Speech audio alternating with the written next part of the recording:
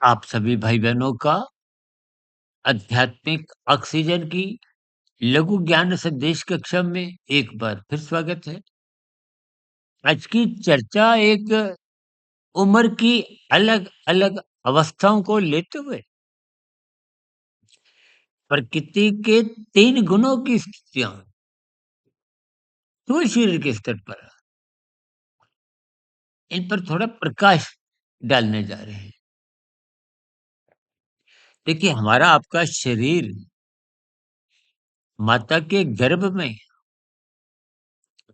लगभग 9 महीने के आसपास ये गर्भाकाल की स्थिति भी तामसी है, भोगों का ही परिणाम है।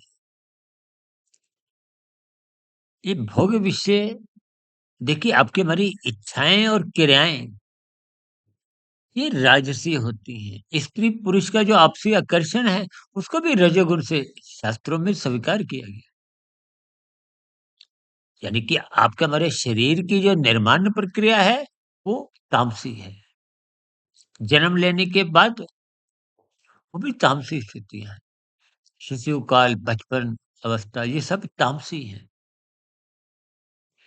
तमोगुण को अबोध स्थितियों से यानी कि यहाँ तामसी का अभिप्राय तमोगुण की प्रधानता है। अब 10, 11, 12 वर्ष में जब कामुक इंद्रियों का विकास होने लगता है, तो वो रजोगुण की स्थितियाँ हैं। युवावस्था में आते-आते उसमें और अधिक रजोगुण में प्रखरता आ जाती है। इसलिए युवावस्था में विवाह का एक संस्कार रखा गया। अन्यथा देखिए कलयुग में लिव इन रिलेशनशिप जैसी स्थितियाँ वो तामसी निंदक स्थितियाँ हैं।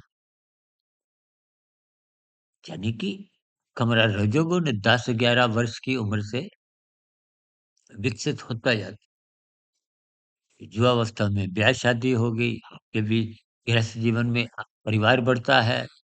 फिर उम्र की आगे स्थितियाँ प्रौढ़ावस्था तक लगभग रजोगुण प्रधान बना रहे। फिर कहीं-कहीं मनुष्य कर्म कांडों से जुड़ने लगता है, सत्संग की स्थितियाँ को एक विशेष स्तर पर झुकाव होता है। या यूँ को 40, 45, 50 वर्ष की आयु में सत्वगुण भी विकसित होने लगता है। कलिजुगी स्थितियाँ हैं, मनुष्य धन कमाने में ही वृद्धावस्था में भी भाग-दौड़ करते हैं। यहाँ भाग-दौड़ का अभिप्राय विभिन्न प्रकार की अन्य मानसिक गतिविधियों से भी है। तो इसका अभिप्राय क्या है कि कलयुग में जो सत्वगुण विकसित होना चाहिए, उसको आप और हम या यूँ को संसार, दूसरे अर्थों में कहो रजोगुण, वो विकसित नहीं होने थे। इसलिए शास्त्र बार-बार कहते हैं, जो मनुष्य सत्संग नहीं करता, उसमें पशु वृत्तियाँ क्या है? आहार, मैथुन, निद्रा में।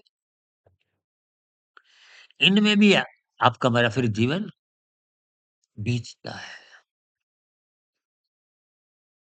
अब कलयुग में ये आहार, मैथुन, निद्रा में तुम्हारे भोग विषय 24/7 सातों दिन चौबीसों घंटे चिंतन में कहो देखिए भोगना तो संभव ही नहीं, चिंतन संभव है।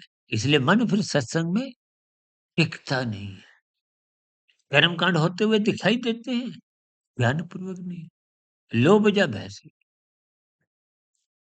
यानी कि तमोगुण, रजोगुण की स्थितियाँ तो अपने आप बनती हैं, लेकिन सतोगुण जब बनना चाहिए, उसकी रुचि जगनी चाहिए। कर्म कांड, त्योहार इसलिए तो बने कि मनुष्य का सतोगुण विकसित।